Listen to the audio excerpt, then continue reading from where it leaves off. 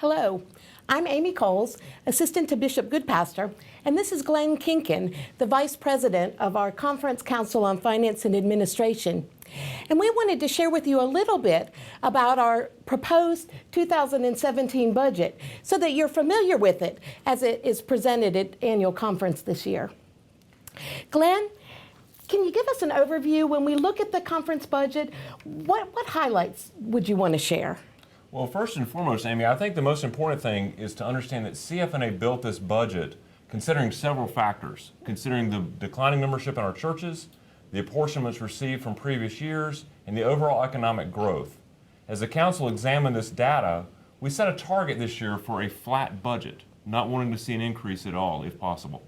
Okay, and when you look at that budget, it's actually a small decrease over the 2016 budget. Is that right? You are correct. As a matter of fact, it's a slight decrease of $11,333 or 0.07% to be exact. But it's essentially a flat budget. But I think what's more important is to understand how this budget was developed. And it's important for our conference to hear how you, as the assistant to the bishop, the chief of staff of the conference, worked with conference program leaders and ministry staff to develop a budget. So tell us a little about how this collaborative work went into building the budget for us this year. Okay. I have to say that in my first year of being a part of the budgeting process, I was thought it was important. I was admittedly inspired in the way that it was a group effort. Like in years past, we solicited budget figures and proposed budgets from ministry leaders all across the conference. And then a team sat down, a team including the bishop and other conference staff leaders, to kind of go over every one of the proposed items and work together to come up with the flat budget that you all had asked for. You know, with many budgeting processes, our requests were a little bit more than we could have in the bottom line, so we did have to make some cuts. But I also want you to know that the conference staff made some sacrifices for some of the things that they were hoping for in order that we could have the flat or the slight decrease in the budget for this year. All along, we really wanted to focus the mission and ministry on the local church, so you'll see that in the budget process as we move forward.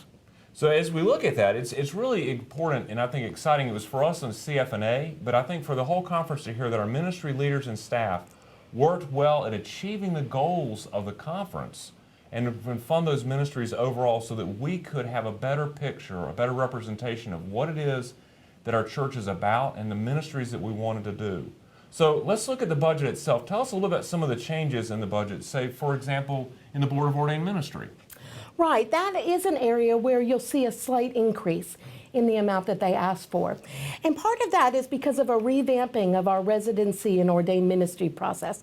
We kind of refer to that as our REOM program that works with pastors from the time that they're commissioned until they're ordained. And that process has been developed and was funded by a grant from Duke Endowment as we began to implement some changes. And because we've seen fruit, both as these pastors are individually coached throughout their REOM process, as well as through the group meetings, the mentoring, the residency part of the group process, that's been enhanced. So we've seen fruit in that. And so what the Board of Ordained Ministry asked for is that we begin to put that into the budget so that it could be funded for years to come. And so you will see a slight increase there. Another place that I'm excited to share with you is you'll see another slight increase in our funding of the Conference Resource Center. You're talking about the fishing hole. The fishing hole. You're exactly right. And, you know, up until now, churches could subscribe, they could join the fishing hole and then borrow resources. But we feel like that this is something that the conference could provide for churches all across the conference. So beginning in 2017, there'll no longer be a subscription process. And any church in the conference will be able to borrow resources, both for their Sunday school classes, maybe for their small groups. They can also be used for sermon series. And when you think about being able to borrow something rather than having to purchase it, we think that this will make a difference in the ministry of our local churches. So that's another change that you'll see in the budget this year. That's a real change where y'all are doing just what you said, trying to put ministry back in the local church so that the conference is helping the churches succeed and do those things that they wanted to do. Absolutely. Well, great. As I look through the budget, there's a couple of decreases that are interesting to look at. For example, there's a decrease in church vitality and the church development team, but then there's a new line item called the Mission Church Fund. Tell us a little bit about those changes. What's going on there? Okay, and you know, Glenn, when you work with numbers, sometimes it looks like a decrease, but what's really happened is that we've moved some of those monies around. Again, our focus is to redirect our attention, our energy, and resources back to the local church. So one of the things that we'll be beginning actually after this annual conference is that each district will have a church vitality strategist. So some of the money from church vitality and revitalization is going to help fund those positions.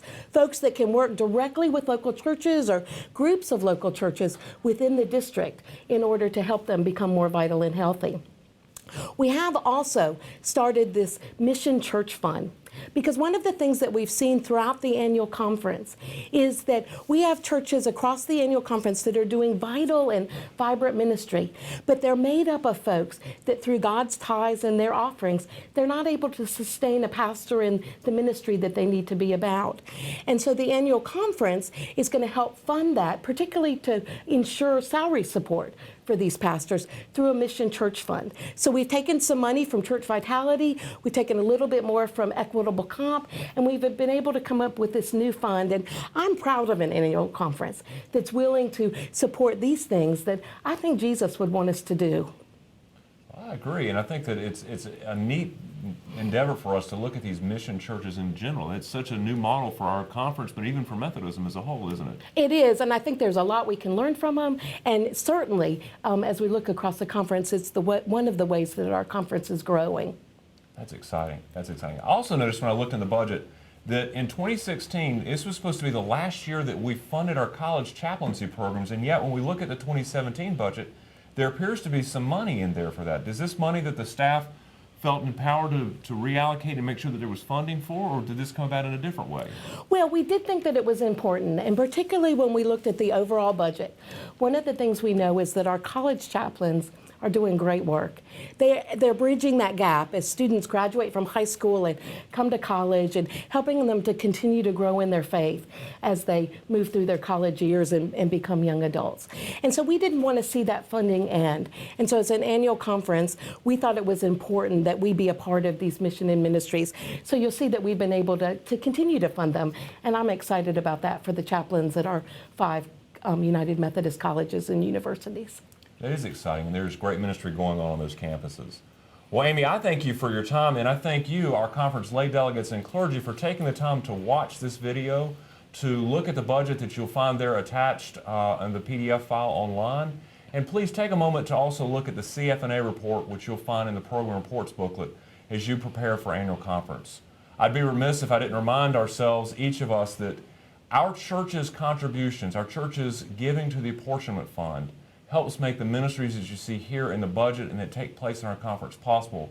So it's incumbent upon each and every one of us to make a wholehearted effort to give and to support the apportionments at 100% every time that we can.